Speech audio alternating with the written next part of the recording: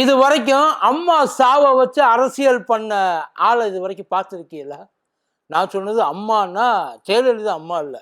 அந்த அம்மா உண்மையிலேயே ரொம்ப பாவம்.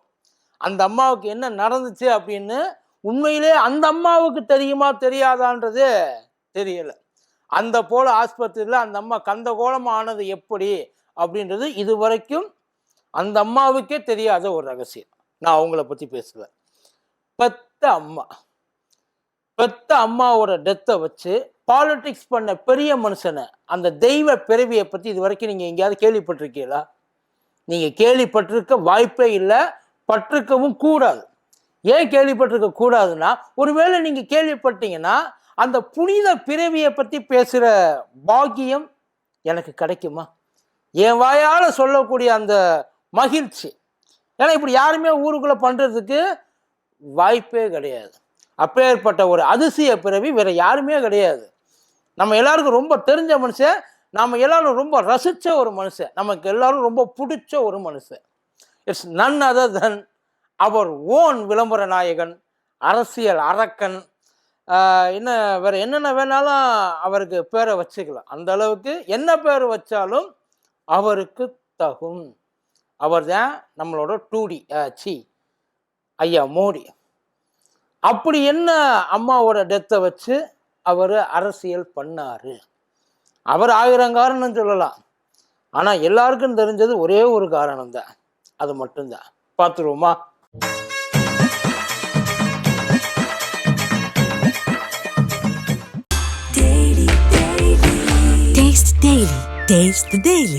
டயா பூஸ்டர் சுகரை கண்ட்ரோல் பண்ணும், உங்க ஆரோக்கியத்தை மீட்டு தரும். சர்க்கரையை கட்டுப்படுத்துறதுக்கான எளிமையான வழிமுறை, இயற்கையான வழிமுறை. அனைத்து மருந்து கடைகளிலும் கிடைக்கும். மதியம் நேருக்கு வணக்கம். இது மதியம் கூத்தடி கோபி.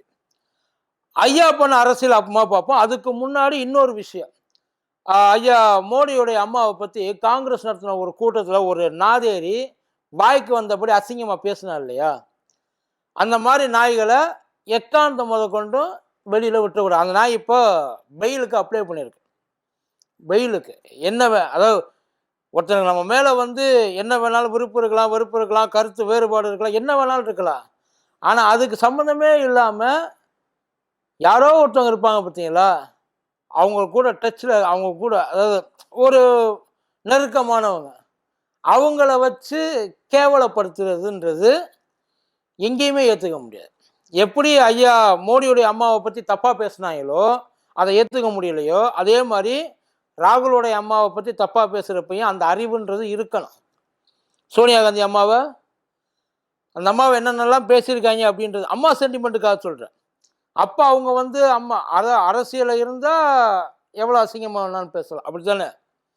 அப்படி தான் சார் சொல்கிறாங்க.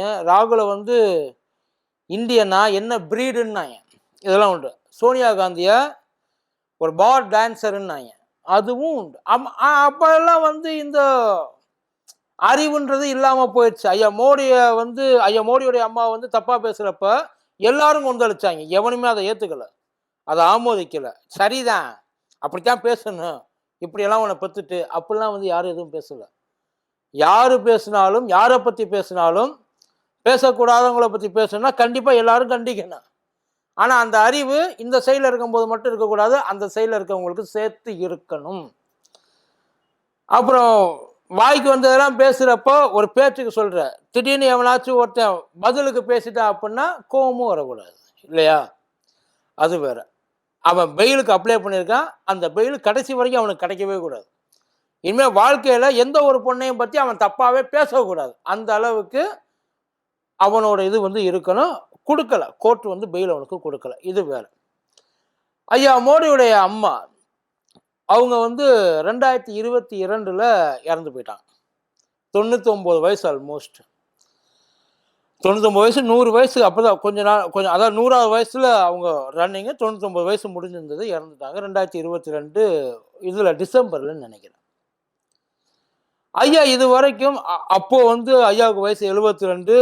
ஐயா வந்து போய் அவங்கள தூக்கி அவங்கள செய்ய வேண்டிய அந்த ரைட்ஸ் எல்லாம் ஒரு மகனாக தன்னோட கடமையை செஞ்சு முடித்தாங்க கடைசி நேரத்தில். அது வரைக்கும் நிறையா டைம் போயிருக்காரு. போயிட்டு போகிறப்பெல்லாம் ஃபோட்டோகிராஃபரோடைய தான் போவாப்புல, அம்மாவை பார்க்க போகிறப்ப கூட. நிறைய அதெல்லாம் பர்சனல் விஷயங்கள் நிறைய அதில் ஐயாவுக்கு அதுக்கு பெத்த அம்மா மேலே யாருக்குமே பாசம் இல்லாமல் இருக்கும். ஆனால் இறந்ததுக்கப்புறம் எங்கேயாச்சும் ஐயா இது வரைக்கும் அவரோட அந்த லாஸ்ட் ரைட்ஸ், அதாவது அவர் செய்ய வேண்டிய அந்த கடமைகள் ஒன்று இருக்கு இல்லையா, அதை பார்த்துருக்கீங்க?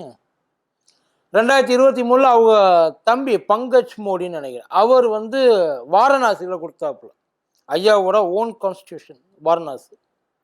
அந்த இடத்துக்கு போனப்போ அவர் மட்டும்தான் தனியாக கொடுத்தாப்புல, பங்கஜ் மோடி மட்டும்தான் கொடுத்தாப்புல, ஐயா அந்த இடத்துக்கு போய் கலந்துக்கல.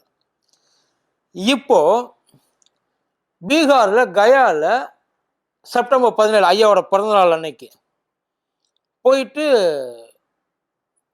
அந்த பிண்ட சமர்ப்பணம் சொல்லுவாங்க, அதாவது இறந்து போனவங்களுக்கு கொடுக்குறது, அதை போயிட்டு ஐயா பீகாரில் கொடுத்துட்டு வந்திருக்காப்புல. பீகாரோட ரேலி ஒன் ஆஃப் த, இதை வெளியிலேருந்து பார்க்குறப்ப கிடையாது, உள்ளே பார்க்குறாலும் அது பீகாரோடைய ஒரு ஸ்டண்ட். எல்லாத்தையுமே எலெக்ஷனுக்காக மட்டுமே பயன்படுத்தக்கூடிய ஒரு விஷயம் இல்லை. இதுக்கு முன்னாடி அவர் வந்து அங்கே ரெகுலராக பண்ணிட்டு இருந்தார், செஞ்சுக்கிட்டு இருந்தார் அப்படின்னா அது வேறு. ஐயா எந்தெந்த நேரங்களில் எந்தெந்த இடங்களில் என்னென்ன விஷயங்கள் செய்யணும் அப்படின்றதுல ரொம்ப தெளிவாக. இன்னும் சில பேர் கேட்பாங்க, உங்களுக்குலாம் அந்த ரிச்சுவல்ஸை பற்றி ஒன்றும் தெரியாதுடா, அதெல்லாம் செய்ய வேண்டியதாக செஞ்சுருக்காரு, இது வரைக்கும் எங்கே செஞ்சார், அதை கேட்பாங்க இல்லை, அதை சொல்லணும்ல. இப்போ மட்டும் ஏன் போயிட்டு இங்கே அதுவும் முக்கியமாக கயாவுக்கு முக்கியத்துவம் கொடுக்க வேண்டிய, இதுவரை ஏன் இதுக்கு முன்னாடி கயா இல்லை 3 வருஷமாக கயாவில் கொடுக்கறது இல்லையான்னு நிப்பாட்டியிருந்தாங்களா? இல்லை வாரணாசியில் அவங்க அண்ணன் மறக்காமல் கொடுக்குற, அது பிண்டன்றது எப்போ வேணாலும் கொடுக்கலாம், அதாவது மாதம் மாதம் கொடுக்கலாம், அந்த திதிக்கு ஏற்றாப்புல வந்து டேட்ஸ் வந்து வேரி ஆகுமே தவிர மாதம் மாதம் கொடுக்கலாம், அதனால ஒன்றும் தப்பே கிடையாது. அதில் சில இதெல்லாம் வந்து ரொம்ப முக்கியமான விஷயம். கயாவில் இந்த ரிச்சுவல்ஸ் இது நடக்கும், அது செப்டம்பர் 21 வரையே நடக்காது. அந்த ரிச்சுவல்ஸில் ஐயா மோடி பங்கெடுத்து கொடுக்குறாரு. அதுக்கு தான் சொல்கிறாங்க, அவர் கொடுக்க போனது, அந்த பிண்டம் கொடுக்க போனது ஐயா செஞ்ச பாவத்துக்காக இருக்கும், இல்லை அப்படின்னா பீகாரில் இந்த வருஷத்தோட நிதிஷோட அரசியல் வாழ்க்கையை கொடுக்கக்கூடிய கடைசி பிண்டமாக இருக்கும். அங்கே இருக்கிறவங்க அதை பற்றி பேசுகிறாங்க. அந்த பர்சனல் ரிலேஷன்ஸுக்குள்ளே யாருமே போகக்கூடாது. ஆனால் அந்த பர்சனல் என்னைக்கு பொலிட்டிசைஸ் ஆகுதோ, இப்போது ஏன் தேவையில்லாமல் அவங்க அம்மாவை வந்து இழுக்கிறிய கேட்பாங்கல்ல. நம்ம யாரையாவது விட்டு வச்சுருக்கோமா இது வரைக்கும் நம்ம எங்கேயாச்சும் விட்டு வச்சுருக்கோமா? யோசிச்சு பாருங்களேன். ஒன்று நம்ம தமிழ்நாடு எடுத்துக்குவோம், துர்கா ஸ்டாலின் இது வரைக்கும் எங்கேயாச்சும் ஒரு பொலிட்டிக்கல் இதை பற்றி பேசியிருக்காங்களா? கிருத்திகா உதயநிதி எங்கேயாச்சும் ஒரு பொலிட்டிக்கல் விஷயத்தை பற்றி பேசியிருக்காங்களா? பொலிட்டிக்கலாக ஏன் இன்ப உதயநிதி எங்கேயாச்சும் அரசியலை பற்றி பேசியிருக்காப்புலையா? பட் இவங்க எல்லாத்தையும் நம்ம அந்த இதுக்குள்ளே கொண்டு வர்றது இல்லை. ஒருத்தரை பற்றி நம்ம கேலி பண்ணுற மாதிரி இருந்தால், ஒருத்தரை பற்றி நம்ம குத்தம் சொல்கிற மாதிரி இருந்தால், ஒருத்தரை கார்னர் பண்ணுற மாதிரி இருந்தால், அவன் செஞ்சதை வச்சு கார்னர் பண்ணணும். 1000 விஷயம் இருக்குது, அதை எல்லாத்தையும் எடுத்துக்கொண்டு வச்சு தாராளமாக பண்ணலாம். ஆனால் நம்ம உடனே என்ன பண்ணுவோம், எங்கே ரொம்ப வல்னரபுளாக இருக்கும், அதாவது ரொம்ப ஈஸியாக எங்கே அடிக்க முடியுமோ அந்த இடத்துக்கு கொண்டு போயிட்டு ஆளுகளை முடிச்சு விட்டுற வேண்டியது. அவங்களால திரும்ப பேசக்கூட முடியாது. இப்போது ஸ்டாலின் ஐயா வந்து கோயிலுக்கு போக மாட்டேன்றார், ஒரு பேச்சு சொல்லு. துர்கா ஸ்டாலின் அம்மா எல்லா கோயில், ஒரு கோயில் விடாமல் போகிறா. இப்போ அவங்க என்ன சொல்கிறாங்க, வீட்டுக்குள்ளே உன்னைய வளர்க்க முடியலையே, அங்கே எதுக்குடா நீங்கள் போகிறீங்க? அவர் எங்கேயா தமிழ்நாட்டில் ஒரு சட்டத்தை கொண்டு வந்திருக்காரு, யாரும் கோயிலுக்கு போகக்கூடாது. இல்லை திமுக காரங்களுக்கு சொல்லியிருக்காரு, நம்ம கட்சிக்காரன் ஒருத்தரும் கோயிலுக்கு போகக்கூடாது. அப்படி எங்கேயாச்சும் யாராச்சும் சொல்லியிருந்தா சொல்லு. ஐயா பெரியாரே இதை பற்றி சொல்லலையே, தாராளமாக போ, தெரிஞ்சுக்கிட்டு போ. அதுதானே அவர் சொல்லியிருக்காரு. நீ கும்புறதுல பிரச்சனை இல்லை, ஆனால் நீ கும்புறதை வச்சு உன்னை எப்படி குடிய வைக்கிறாங்கன்றது தான் பிரச்சனை. இதைத்தானே பெரியார் சொன்னார். உடனே அங்கே போயிடுறேன், அந்த ஃபேமிலியை இழுக்கிறதுக்காக சொல்கிறேன். இப்போது யாரும் ஃபேமிலியை இழுக்கலை. உண்மையிலே ஐயா மோடியுடைய அம்மாவை எல்லாரும் தெய்வமாக, இறந்து போனவங்க எல்லாருமே தெய்வம் தான், அது ஸ்ட்ராங் நம்பிக்கை எல்லாருக்குமே இருக்குது. ஏதோ ஒரு வகையில் அவங்க நம்மளை வாட்ச் பண்ணிகிட்டு இருக்காங்க. ஆனால் அதை வச்சு இப்போ இந்த இடத்துல கொண்டு அந்த நினச்சி பாருங்களேன், அம்மா சென்டிமெண்ட்டு கொண்டு போய் எங்கே டச் பண்ணணுமோ அங்கே போயிட்டு டச் பண்ணிட்டு வந்துட வேண்டியது. அங்கே இல்லை, இதையெல்லாம் வந்து எடுத்து எதுக்காக சொல்கிறதுனா, எந்த ஒரு விஷயத்தையும் ஐயா பர்ஃபெக்டாக யூஸ் பண்ணிக்கிறார், வேறு எதுவுமே கிடையாது. பெற்று இப்போ அடுத்து பீகாரில் எப்படி பார்த்தாலும் ஜெயிச்சே ஆக வேண்டிய ஒரு சூழ்நிலை. இல்லை ஜெயிக்கல அப்படின்னா அதுக்கப்புறம் அது அடுத்தடுத்து வரிசையாக எல்லா இடங்கள்லையும் அடி வாங்கும். அதனால் எந்தெந்த இடத்துல எப்படியெல்லாம் வந்து கரெக்ட் பண்ண முடியுமோ அதை எடுத்து கொண்டாந்து முழுக்க முழுக்க ஐயா யூஸ் பண்ணிக்கிறேன். கொஞ்சம் கூட விடுறது கிடையாது. அதாவது அங்கே அம்மா ஞாபகம் வந்து போய் கொடுத்தாப்புலையா, இல்லை இதை கொடுத்ததுனால நம்ம அம்மாவோட ஞாபகம் எல்லாருக்கும் வரும், நம்மளை பற்றியும் எல்லாருக்கும் ஞாபகம் வரும். ஏன்னா ஐயா நிறைய இடங்களில் சொல்லியிருக்காரு. Very simplicity. உண்மையில அந்த அம்மா ரொம்ப கஷ்டப்பட்டிருக்காங்க. அவரோட ஸ்டோரியை, அதாவது அம்மா வீட்டு வேலை பார்ப்பாங்க, 10 பாத்திரம் தேய்ப்பாங்க, எக்ஸ்ட்ரா வேலைகள் பார்ப்பாங்க. அப்பா ரயில்வே ஸ்டேஷனில் ஒரு டீ கடை வச்சுருந்த போதும் ஐயா சொல்கிறது இதெல்லாம் யார் உங்களுக்கு கொண்டாந்து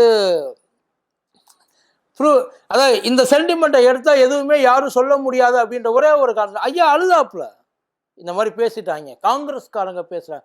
காங்கிரஸ்காரங்க பேசவே இல்லை. அந்த கூட்டத்தில் ஏதோ ஒரு களவாணி பையன் உள்ளே பூந்துட்டான். அந்த களவாணி பையன் மேலே இன்னமும் டவுட்டு, உண்மையிலே அவன் இங்கேருந்து வந்தானா இல்லை வேறு எங்கேருந்தாவது இந்த வேலையை பார்க்க சொல்லி அனுப்பி வச்சுருந்தாங்களா? இது எல்லாமே இருக்குது. அந்த கேள்விகள் இன்னமும் இருக்குது. ஆனால் அதையெல்லாம் வந்து யாரும் எங்கேயும் கண்டுக்கிறது கிடையாது. உண்மையில அந்த ஒரு பையன் நம்பல. ஐயா இந்த மாதிரி பிண்டம் கொடுக்கறதுக்காக போனார், அம்மாவுக்காக வந்து செய்ய போனார் அப்படின்னு போய் சொல்கிறப்ப, உங்களை பற்றி தெரியாதா சார்? உங்கள் அரசியல் லாபத்துக்காக உங்கள் சொந்த அம்மாவை நீங்கள் யூஸ் பண்ணுவீங்களா அப்படின்னு கேட்டு பல பேருக்கு மனசுக்குள்ளே இருக்குது. வேறு எதுவும் கிடையாது. இப்படியெல்லாம் பண்ணி தான் நீங்கள் ஜெயிக்கணுமா?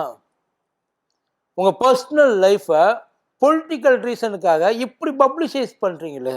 ஐயாவுக்கு பிறந்தநாள் வந்துச்சு. அந்த பிறந்தநாளுக்கு என்ன பண்ணாங்க தெரியுமா?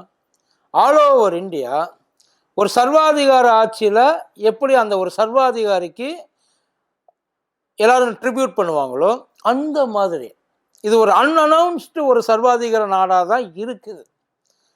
நீ எனக்கு எதிராக போனீன்னா இல்லாமல் போயிடுவேன். அதுக்காக ஐயா பர்த்டேக்கு முழு பக்க விளம்பரம், அதாவது ஒரு விளம்பரம் கொடுக்கறதுக்கு, அந்த மாதிரி விளம்பரம்லாம் கொடுக்கறதுக்கு குறைஞ்சபட்சம் ஒரு 30 லட்சம் ரூபாய் ஆகும். ஆனால் அதை பற்றி எவனும் கொஞ்சம் கூட யோசிக்கல. இல்லை ஐயா பேரை சொல்லி டிஸ்கவுண்ட் ஏதாவது 50% கொடுத்தாங்களான்னு அடிச்சு நகர்த்தி ஐயாவோட அருமை அத்தனையும் டாக்ஸ் பேயர்ஸ் மணி. சொந்த காசில் ஒருத்தனும் செய்யலை. அரசாங்க சார்பாக மகாராஷ்டிரா, மத்திய பிரதேசு, டெல்லி கவர்மெண்ட் சார்பாக சொந்த இதில் கொடுத்தது. அரசாங்கத்தோட வரி பணத்து அவ்வளவு தூரம் விளம்பரம். நாட்டுக்காக நல்லது அதெல்லாம் தாராளமாக எடுத்து சொல்ல. ஆனால் நல்லதுன்னு ஒன்று பண்ணியிருக்கணும் இல்லையா? என்னதை சொல்லி ஐயா என்ன சொல்கிறாங்க? எப்போ பார்த்தாலும் ஐயாவோட வெளிநாட்டு பிரதாபங்களை பற்றியே பேசியிருக்காங்க. உள்நாட்டில் ஒன்றும் பேசுறதுக்கு எதுவுமே இல்லையான்னு. அந்த மாதிரி எதுவும் இல்லைன்றதுனால தான் இந்த மாதிரி ஒரு விஷயத்த, அதாவது அம்மா மேலே ரொம்ப பற்று இருக்கிற வரைக்கும் எத்தனை தடவை போய் பார்த்தா, நான் ஐயாவை மட்டும் சொல்லலை, ஜென்ரலாக எல்லாரும் சொல்லலை, இருக்கிற வரைக்கும் எவ்வளோ பேர் அவங்க அம்மா மேலே அவ்வளோ பாசமாக இருக்கிறாங்க, கவனிச்சுக்கிறாங்க, பக்கத்தில் இருந்துக்கிறாங்க. நம்மளால் முடியலை அப்படின்னாலும், அதாவது அவங்க கூட எப்பயுமே இருக்க முடியலனாலும் குறைஞ்சபட்சம் ஒரு நேரம் அதுக்காக ஒதுக்கலாம். குறைஞ்சபட்சம் ஒரு நேரம். பட் அந்த மாதிரி நம்ம ஏதாவது செஞ்சுருக்கோமா, அவங்கள கூப்பிட்டு வச்சு பார்த்துக்கலாம்.